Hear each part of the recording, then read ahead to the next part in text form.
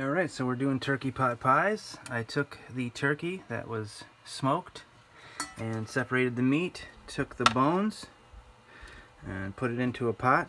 I use this to make sure it doesn't splatter around and get stuff stuck in it because it's going to sit for 24 to 48 hours if you can, slow and low, adding water.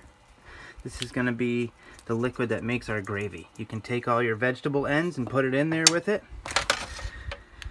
And we have some pie crust here.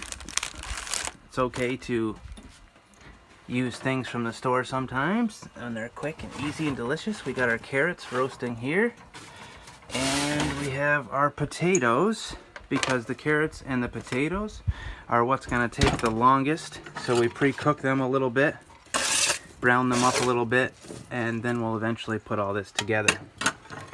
Alright, now that we have the turkey, potatoes, and carrots all par cooked and cooled off to hold while we finished up the stock here, that's going to be the base for our gravy, which we're just going to pour right off here into our chinois. And then we're going to start the gravy over here, which we're just going to take some onions and get them caramelized down. And we'll make a roux in there. And we'll start straining our nice 3-day sauce. And we'll combine this with any of our frozen vegetables like peas and canned stuff like carrots, whatever, to make the base for the pies right here in our big bucket. Alright, so we've got some caramelized onions here that we used some bacon fat that I had saved up from some good bacon that we have around here. I'm going to use some butter. This is going to be our fat that we're going to use. And this has been strained off here. This is our solids. This left us with a nice, beautiful stock there. And then we're going to add some flour, making a roux out of this with our onions and garlic. And then add our liquid till we have a nice gravy and start putting in our components. Another source of your fat is what we call depoulaging. Okay, you can see that there's oil on top of your sauce. So if you quickly or carefully go around like this and you just dip the edge of your ladle in here, you can slowly do what they call depoulage, which is pulling off the fat off the top. You can see you have a big layer of just the oils. And if you want, you can use those oils as part of your fat base for your turkey. But if not, don't worry about it. You can just throw it all together in with the liquid phase. Alright, now that we have our onions and our garlic all nice and caramely with our fat, whatever we're going to use for fat, we'll start adding in our flour. And we're going to just combine these together and keep adding until we have a nice roux here. Okay, so I like my roux a little tighter, but just keep adding your flour to your fat, usually about a 1-to-1 ratio of your fat weight to your flour weight. And you got yourself a nice roux. Once that roux happens, we're going to go ahead, let that come back up to temperature and activate, and then we will add our liquid, and that will be our gravy. Our roux is nice and solid. We're going to let this brown up and make sure all your little clumps of flour have been integrated in, so you don't have any unpleasant clumps or whatever. So get all your little bits of flour that may be left and get it incorporated into your roux. And once this browns up just a little bit and comes to temperature, we're going to start ladling in our wonderful bone stock from the turkey and all the vegetable nubs that cooked for over 2 days.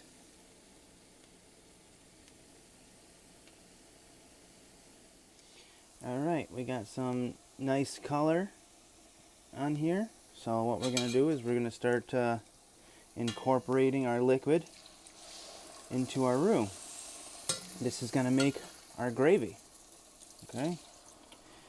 So as we put this in here, we're just going to stop and get this to come together and continue until we get the gravy consistency we want, keeping in mind that your roux will continue to thicken your gravy after you incorporate as it comes back up to temperature. So if you're going to just dump it in, remember that as your roux comes back up, or your now gravy comes back up to a boil, it will continue to thicken up as this activates. Okay? So I'm going to go ahead, and now that we've got a little incorporation here, move ahead a little quicker here. And as you'll see, this will take that liquid, bring it together, and it's going to just smoothen right out, which is of course what we want. We want to make sure we get rid of any of those chunks of the flour or the roux as we go, so we don't end up with big chunks of unfound flour. So we'll incorporate this back together and we'll let it come up to a simmer, and we'll find ourselves with a wonderful little gravy.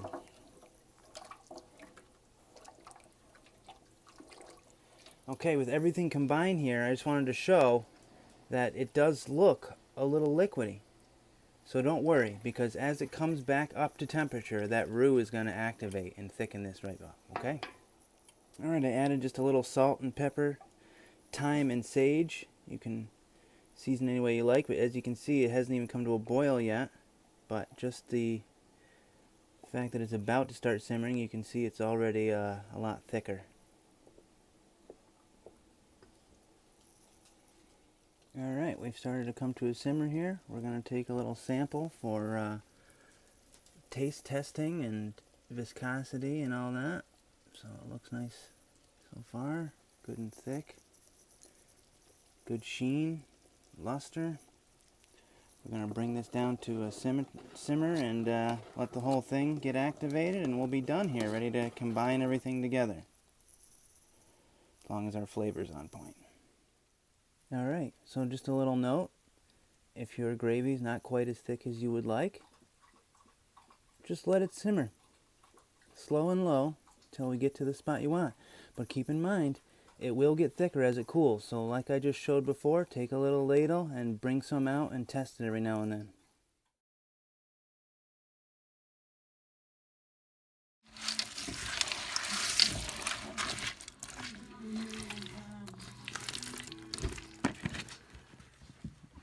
Doughs are going to be going into these, and they'll be covered up, ready to be filled with our wonderful filling.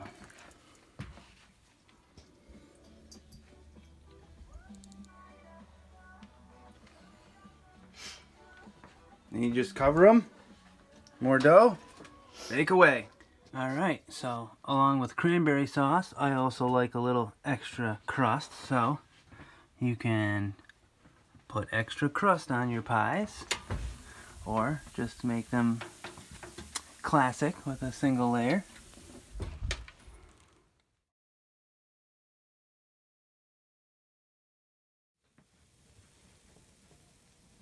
Alright, so our pot pies are pretty much done.